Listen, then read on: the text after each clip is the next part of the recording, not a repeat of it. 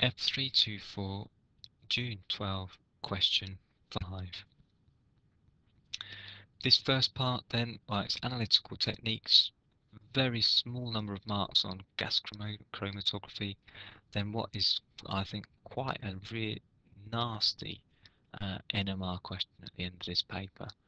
So just looking first of all at these two little questions. This first one about gas chromatography is quite difficult to get the mark for because it's both of these needed for one. But let's check how we're reading this question. So how could the chemist use the results of gas chromatography to predict the number of esters in the mixture and their relative proportions? So we're looking at results. We're not talking about what's actually happening in gas chromatography. We're just looking at the printout essentially. So if you remember, the printout looks a little bit like that. So you've got retention time along there, and you've got a scale, not particularly important scale here, just giving you relative heights of peaks. So the number of peaks is telling you how many different components there are in your mixture, in this case esters. So the number of peaks would give you the number of esters. Now the relative proportions, so the area under these peaks, tells you what about the relative concentrations. And you can work out, if it ever asked you, you could work these out by doing half the base times the height to work out the area. Half base times height to work out the area. And that would give you the relative proportions. Relative proportions being obviously if you add all those areas together, then you divide each portion by the total area and you'll get a percentage. And part 2, why would there be some uncertainty about using GC alone to predict the number of esters? Well, simply because some esters may have similar retention times. You may end up with a number of peaks sort of on top of each other in the readout. There's no clear separation perhaps between those different components.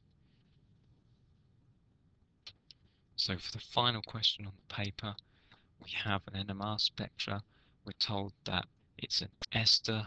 It has an MZ of 164, and then we're given the NMR spectra.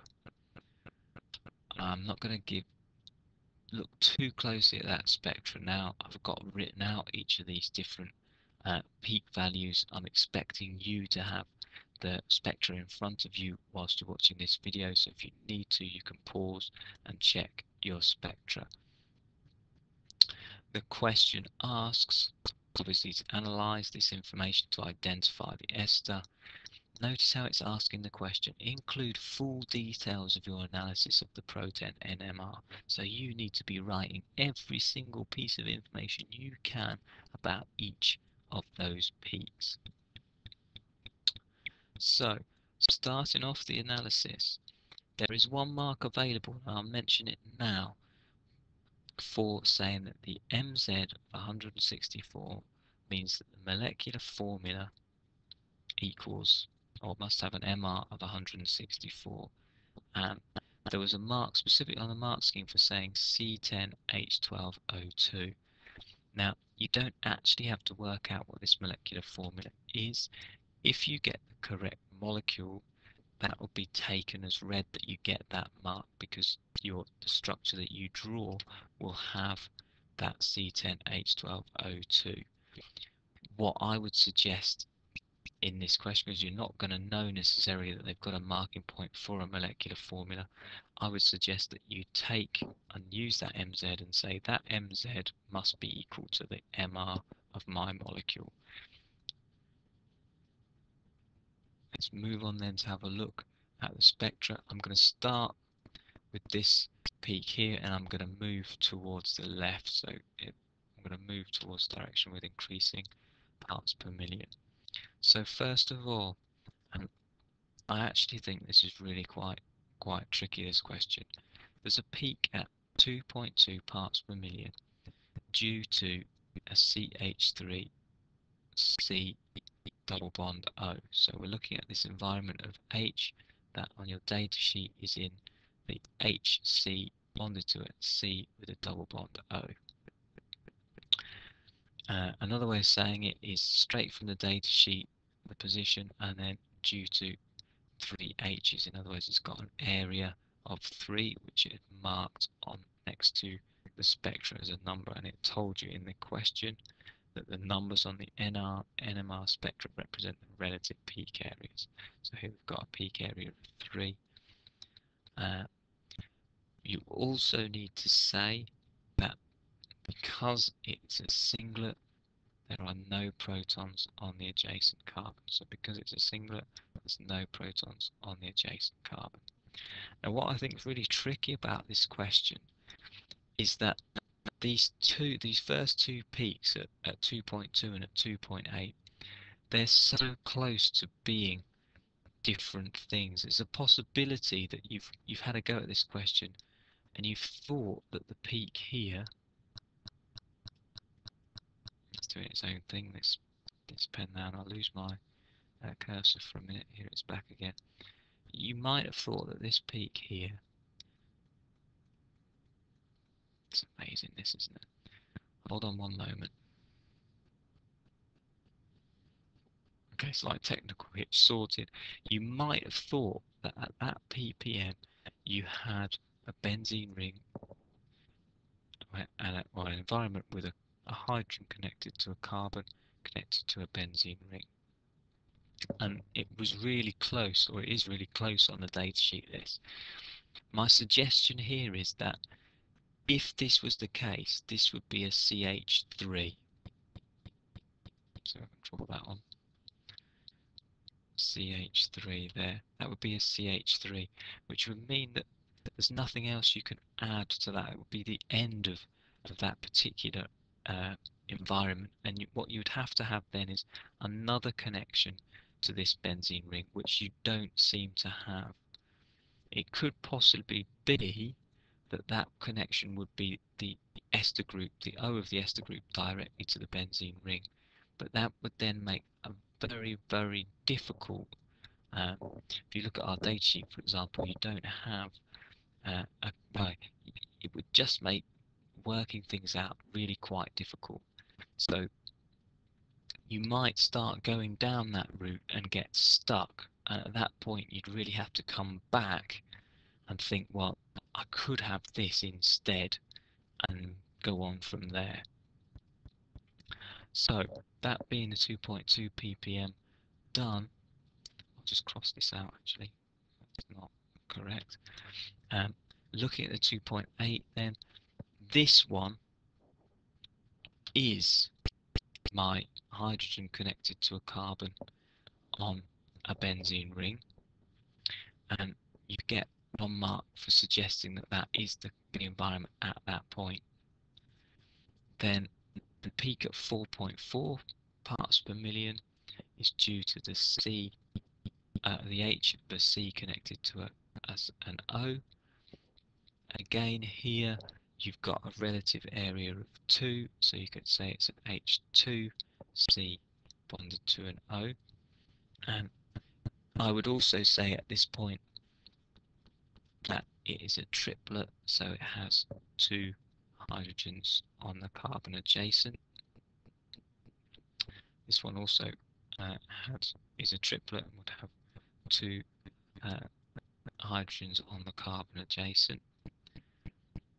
Notice there's a bit of a tolerance here for your chemical shifts, so do take care. I suggest possibly that you use a ruler.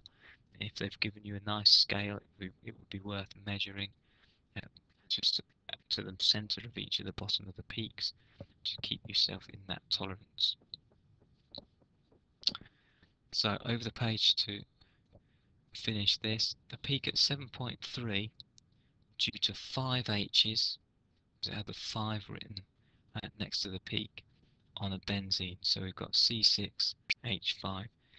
Notice how, and I'll go back to highlight this, Notice how here my benzene peak here, it's a real mess in comparison to the splitting patterns of the others. If you have a benzene or an aromatic, you will get a messy, quite broad peak, and you don't have to interpret the splitting pattern there. It should be plainly in the aromatic region on your data sheet, and also the area would suggest also to you that it's that aromatic environment, so with 5 H's on. So there then we get 1 mark for stating that it has 5 H's on the bending and it's C6H5. Then going back to your peak at 2.8 and 4.4, you get 1 mark for talking about the splitting and those having those hydrogens adjacent. So then here I suppose, trying to avoid having to write too much, I've exposed the structure here, but let's just go back and try and piece this together a little bit.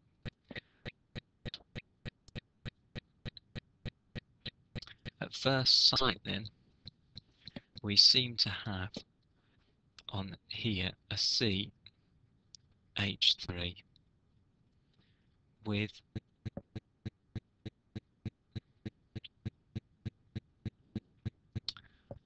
no carbons, no hydrogens adjacent. It seems to be a CH3 with a C double bond O. And that then you're expecting to be an ester. So if that's the C double bond O, you must have your O down there. Then looking at peak 4.4, we had that it was an H connected to a C connected to an O, and that it was an area of 2, so H2, and that it only had it's a triplet, isn't it? So it has 2 adjacent hydrogens. So you've got a situation where you've got a C with an H2 on it, and it's next to a carbon with an H2. Then you go back and have a look at your aromatic and say, well, that is connected to an aromatic ring, and so you finish off your structure. I'm just checking that that still fits in. Your check would be then to use your MR, check that that did actually add up to 164. So I've gone through, I've said, right, okay, I've got this environment, I've got 3 hydrogens in it, it's a singlet, there's no adjacent hydrogens, and it is connected to a C double bond O. So that continues on. I know it's an ester, so I'm suspecting that my IO comes next. Then I've got a group that is connected, a hydrogen connected to a carbon connected to an oxygen. It's got an area of 2, and it's got 2 adjacents as well. So that gives me that part. And I've got a benzene ring, a C6H5, so it only can have 1 connection to a C with 2 H's on it, which is shown by that 2.8.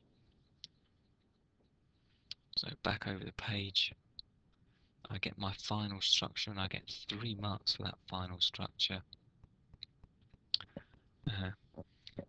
If you got some slightly different structures, and on this question I do think it was a fairly difficult question, there's various different things that the mark scheme said.